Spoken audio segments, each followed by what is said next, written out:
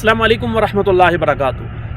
नाज़रीन किराम, एक रात हज़रत ग़ुलाम अब्दुल क़ादिर जिलानी रहमहुल्लाह इबादत और मुनाजात में मशगूल थे।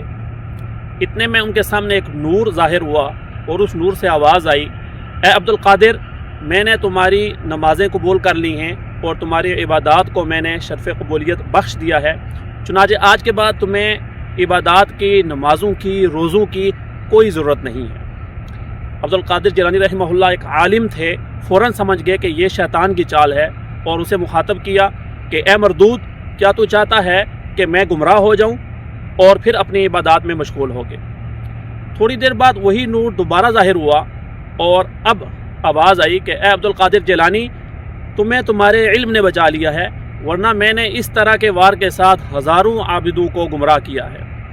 अब्दुल क़ादिर जिलानी रहमहुल्लाह ने दोबारा उसे मुखातब किया और कहा कि शैतान मरदूद, मुझे मेरे इल्म ने नहीं बचाया बल्कि मुझे मेरे अल्लाह ताला ने बचाया है।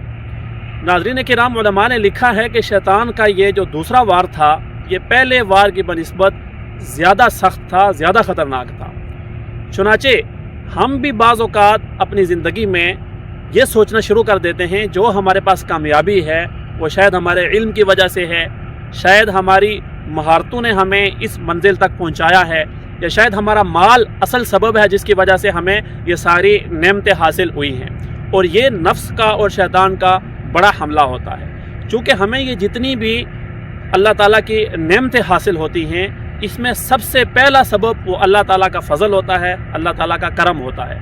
चुनांचे हमेशा हमें अल्लाह ताला के फ़ज़ल को, अल्लाह ताला के करम को जहन में रखना चाहिए और अपनी तमाम कामयाबियों का क्रेडिट वो अल्लाह ताला के फ़ज़ल और अल्लाह ताला के करम को देना चाहिए। जब हम अल्लाह ताला के फ़ज़ल और अल्लाह ताला के करम और उसकी रहमत को जहन में रखेंगे तो हमें अपनी हासिल शुदा नेमतों पर शुक्र की तौफ़ीक़ हासिल होगी।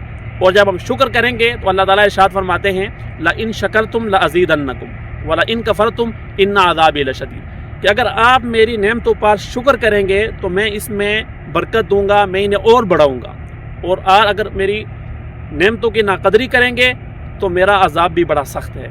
चुनांचे हमें अल्लाह ताला अपनी इस ज़िंदगी में इल्म की नेमत दे, दौलत की नेमत दे, माल की, औलाद की, मनसब की, किसी भी तरह की हमारे पास कोई नेमत हो, हमें अच्छी तरह से समझ लानी चाहिए ये सिर्फ़ और सिर्फ अल्लाह ताला के फ़ज़ल से होता है। और हमें अल्लाह ताला की रहमत की तरफ मुतवज्जह होते हुए हमेशा उसका शुक्र अदा करना चाहिए। कभी भी अपने माल, अपनी सेहत, अपने हुस्न, अपनी सलाहियतों और अपने इल्म के ऊपर घुमंड नहीं करना चाहिए, वरना घुमंड और तकब्बुर का सर हमेशा नीचा होता है। अल्लाह ताला से दुआ है अल्लाह ताला हमें अपनी नेमतों पर शुक्र अदा करने की तौफ़ीक़ दे और हमें किब्र से बचने की तौफ़ीक़ अता फ़रमाए।